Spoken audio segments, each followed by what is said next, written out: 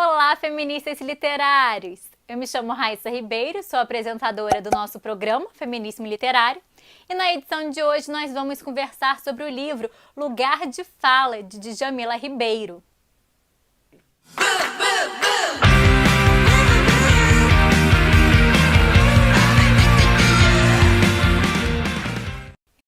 O Lugar de Fala, escrito por Djamila Ribeiro, é o primeiro livro da coleção Feminismos Plurais, também organizada e coordenada por ela. Feminismos Plurais contempla livros escritos por mulheres negras, indígenas e homens negros, e tem por objetivo trazer para o grande público questões importantes sobre os mais diversos feminismos, trazendo diferentes perspectivas e contribuindo para o debate de forma didática e acessível. Djamila Ribeiro é mestra em Filosofia Política pela Universidade Federal de São Paulo, colunista e ativista feminista que vem trazendo um forte debate público sobre o feminismo negro. O livro se estrutura em 4 capítulos. Um pouco de história, mulher negra, o outro do outro, o que é lugar de fala e todo mundo tem lugar de fala. Já vou adiantar aqui o conceito de lugar de fala para poder explicar melhor a justificativa dos 2 primeiros capítulos da autora. Gente, lugar de fala, em breve síntese, se refere à localização social em que você se encontra e como essa localização lhe traz benefícios ou opressões. Para localizar, para saber qual é o seu local de fala, você deve se questionar da onde exatamente, de qual espaço social você está falando. Da onde eu, Raissa, falo. Qual é a minha localização? Eu falo a partir de um espaço que é privilegiado, um espaço privilegiado branco. Eu falo de um local em que eu vivencio opressões em razão do meu gênero. Eu venho de uma classe média trabalhadora. Eu estudei em colégios particulares, recebi algumas bolsas de estudo, é verdade, mas sempre em excelentes colégios. Tive acesso a universidades públicas de qualidade. É esse o espaço que eu estou situada. Djamila Ribeiro é uma mulher negra escolarizada. E é a partir dessa localização social que ela fala. Por ser mulher e por ser negra, ela sofre determinadas opressões. E é a partir dessa localização, que é constitutiva da sua vida, que suas visões de mundo são construídas. E é justamente narrando o seu lugar de fala que a autora realiza nos 2 primeiros capítulos uma análise, uma abordagem histórica e filosófica importante sobre a trajetória e a construção das mulheres negras no Brasil. Utilizando várias referências doutrinárias importantes, especialmente de autoras negras, Djamila Ribeiro observa que mulheres negras vêm lutando para serem reconhecidas como sujeitos políticos e vêm produzindo discursos contra-majoritários há muito tempo, mas suas vozes não eram escutadas. Elas eram invisíveis e elas ainda são. Gente, houve durante muito tempo, e a gente percebe isso até hoje, uma imposição de uma epistemologia universal. Aquela ideia de que a ciência é neutra. Mas o que é neutro, na verdade, é uma visão específica de mundo, que é uma visão masculina. É uma visão masculina, branca, heterossexual. E essa heterogeneia do saber, ela invisibiliza o saber de grupos vulneráveis, dos povos colonizados. E é por isso que há uma necessidade de confrontar essa norma hegemônica e produzir outros saberes. A autora ela vai ressaltar que confrontar a hegemonia do pensamento não significa ser identitária. Não é meramente falar de identidades, mas sim demonstrar o uso que as instituições fazem das identidades para oprimir ou para privilegiar determinadas pessoas. É preciso que a gente observe que as desigualdades são criadas no mundo e como o poder articula essas identidades. Para o feminismo negro, falar a partir das mulheres negras, isso é, permitir que essas mulheres se autodefinam, é uma premissa importante, na medida em que existe um olhar colonizador sobre os seus corpos, saberes, sobre as suas produções.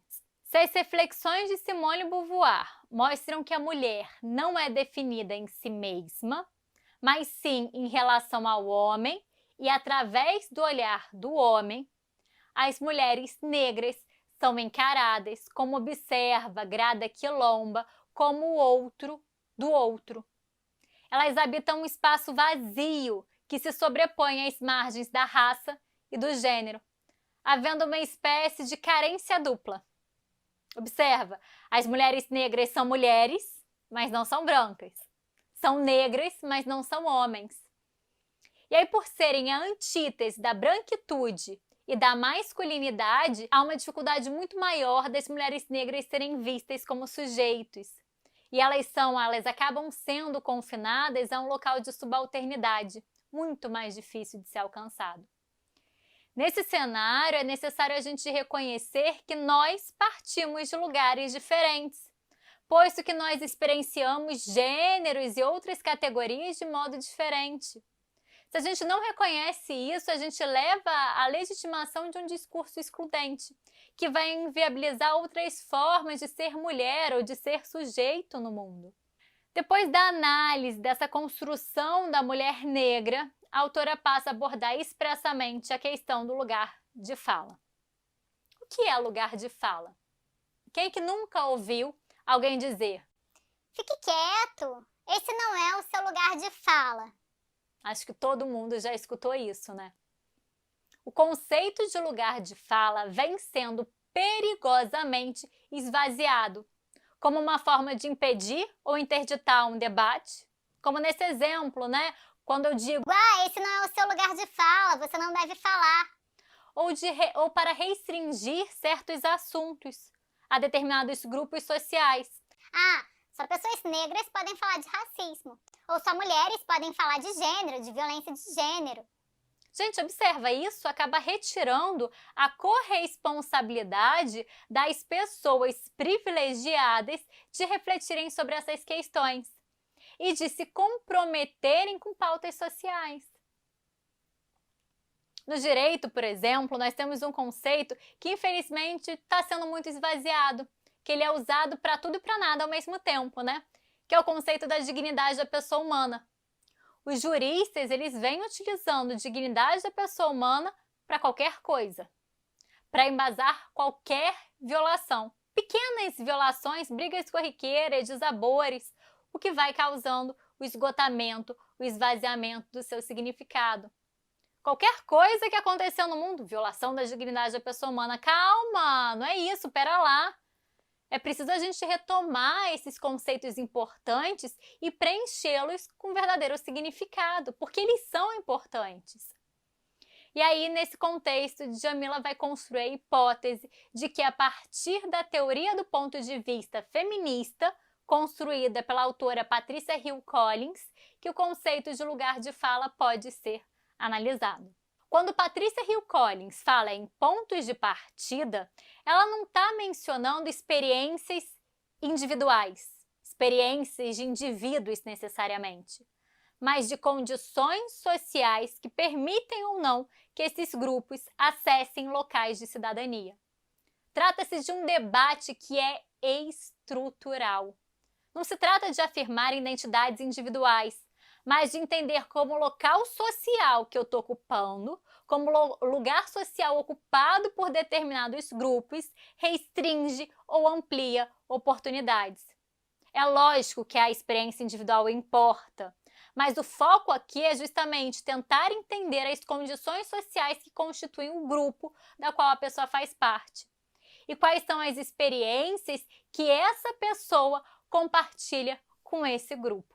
Assim, a teoria do ponto de vista feminista deve ser discutida a partir da localização dos grupos e das relações de poder, compreendendo as categorias de raça, de gênero, classe social, sexualidade, entendendo que esses elementos são elementos da estrutura social. entendendo que essas categorias se entrecruzam e geram diferentes formas de experimentar opressões. E é justamente por isso que não pode haver hierarquia de opressões. Ah, sei lá, lutar contra o racismo é mais importante do que lutar contra o sexismo. Lutar contra a homofobia é mais importante do que lutar pelo preconceito de classe. Gente, não!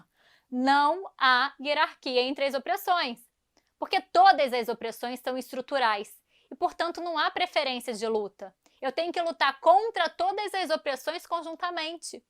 Todas as opressões precisam ser combatidas de forma indissociável. Por isso eu não posso lutar, por exemplo, contra o racismo às 10 da manhã, e aí deu 14 da tarde eu luto contra o machismo, e à noite, se der tempo, eu vou lá lutar contra a homofobia. Não, eu tenho que lutar contra todas essas formas de opressão em conjunto. O pertencimento a determinadas categorias ainda gera a impossibilidade das pessoas de acessarem certos espaços. E é isso que gera a inexistência de produções epistemológicas nesses espaços. Gente, reflita. Quantos professores e professoras negras vocês já tiveram? Quantos autores e autoras negras vocês já leram? Quantos jornalistas negros, homens e mulheres, existem nas principais redações do nosso país? Existem opressões estruturais que impedem indivíduos de certos grupos terem direito à fala. E o direito à fala não significa apenas emitir palavras, mas principalmente poder existir, poder ter humanidade. Ainda, a autora ela observa que o fato de uma pessoa ser negra não significa que ela saberá refletir crítica e filosoficamente sobre o racismo.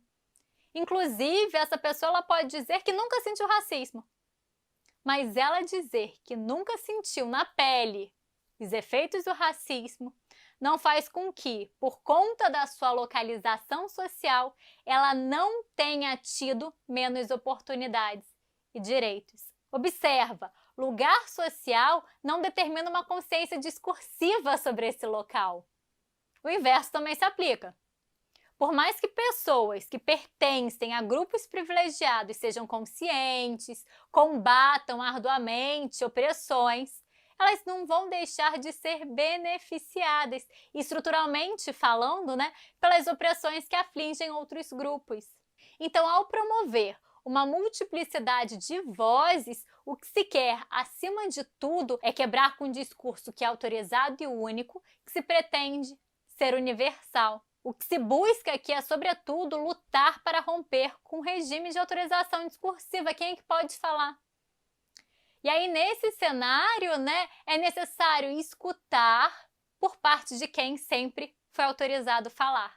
E esse é um ponto perturbador, porque há uma dificuldade muito grande dos grupos hegemônicos ouvirem as vozes que sempre foram silenciadas, porque suas narrativas trazem conflitos necessários para a mudança. O não ouvir, o não querer escutar, é uma tendência de permanecer num lugar que é cômodo, num lugar que é confortável, no lugar daquele que tem o poder. A autora ela vai ressaltar que costuma haver uma confusão muito grande, e costuma mesmo, entre o lugar de fala e representatividade. Quando se fala de racismo, por exemplo, falar que o lugar de fala é das pessoas negras é um equívoco. É uma confusão com a ideia de representatividade. Lugar de fala não significa que somente o negro pode falar sobre racismo. Todos nós podemos falar sobre racismo, mas o lugar que nós ocupamos socialmente nos faz ter experiências distintas e outras perspectivas sobre esse tema.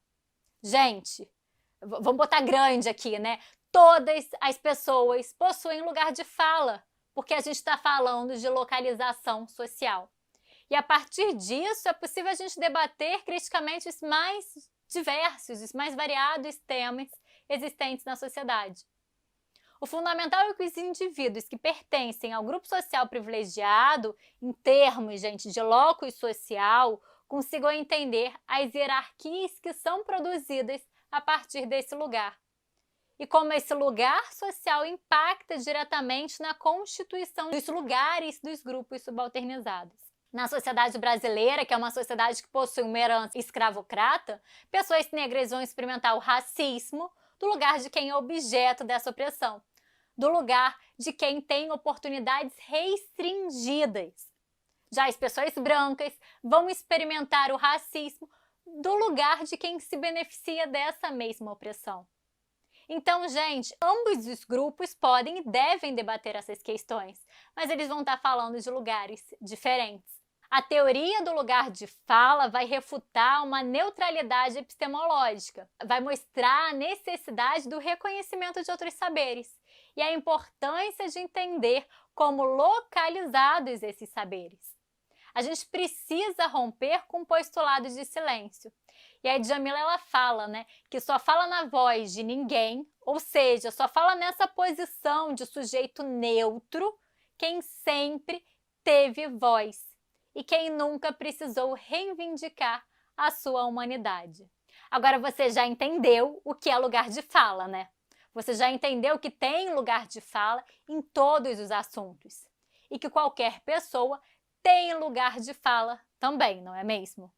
O ponto central dessa discussão é a gente conseguir visualizar a partir da onde nós estamos falando. Qual é a nossa localização social e como ela impacta na produção do nosso saber. Gente, sério, leiam essa mulher, escutem as palestras dessa mulher, sigam ela nas redes sociais, porque Djamila Ribeiro é fantástica. Eu acho que esse livro daqui tinha que ser obrigatório para todo mundo. Ele traz um conceito fundamental do feminismo que vem sendo, infelizmente, muito deturpado. E não é só nas redes sociais, não, gente. É muito deturpado também nos ambientes acadêmicos. Espero que vocês tenham gostado da resenha dessa semana e aguardo vocês no nosso próximo encontro.